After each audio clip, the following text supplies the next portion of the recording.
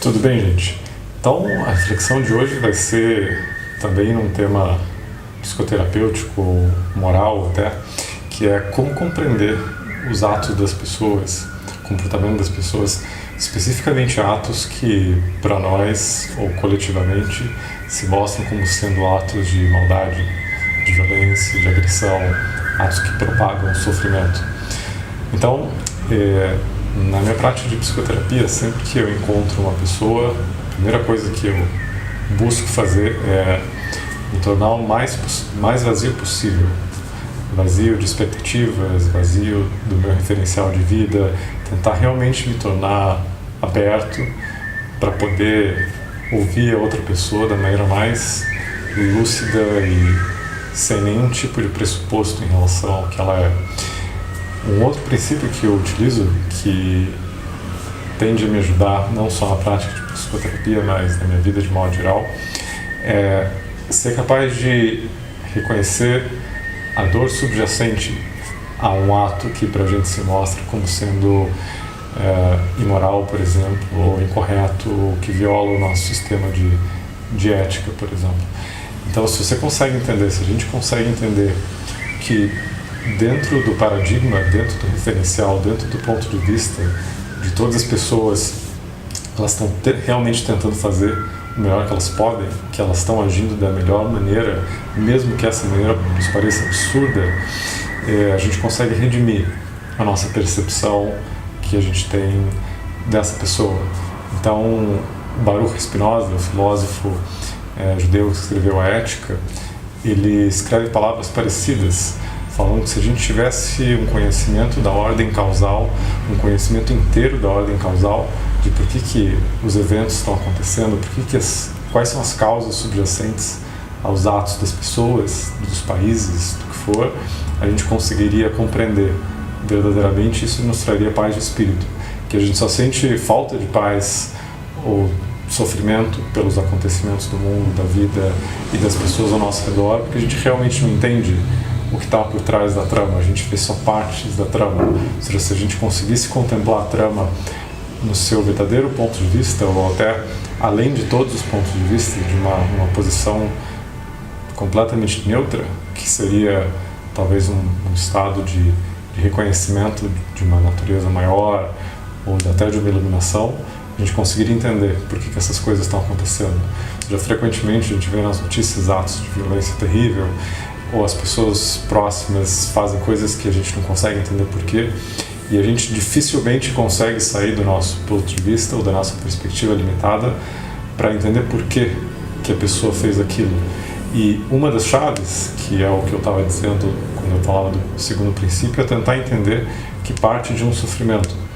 que existe uma dor não reconhecida ou uma série de traumas ou dificuldades muito centrais na vida de alguém que construíram ou que embasam toda uma forma de ser e que explicam por que atos de agressão ao outro tendem a acontecer. Isso é uma leitura um pouco incomum na nossa cultura. A gente tende a buscar, digamos, a via da punição, e faz sentido dentro do seu paradigma. A justiça opera através de punição, porque a gente tem a convicção de que através da punição a gente vai diminuir, digamos, a incidência de atos perniciosos ou de maldade ou de violência, e é dessa maneira que a gente tem que agir. E faz sentido, uma vez que a gente assume ou aceita essas premissas, elas demonstram, digamos, um resultado consistente. Mas talvez exista uma outra maneira de olhar, e é essa maneira que, quando você está tentando ajudar alguém ou curar alguém, seja num contexto de psicoterapia, ou seja um amigo, ou seja num contexto espiritual, que é o que se tenta manifestar, que é a tentativa de reconhecer a pessoa dentro do paradigma dela, que é algo que está muito presente no budismo. O Lama Padmasambhava escreveu bastante sobre isso, sobre ser capaz de sair do teu ponto de vista limitado e reconhecer a pessoa dentro do dela, porque aí você consegue entender por que ela está pensando e quais são as crenças realmente que embasam os atos dela. E isso pode trazer consequências muito profundas para os nossos relacionamentos, porque na maior parte do tempo as dificuldades de relacionamento que a gente tem vem de que a gente tem expectativas, uma história ou imagens ou projeções muito rígidas e fixas que a gente joga na outra pessoa. Então a gente não está vendo ela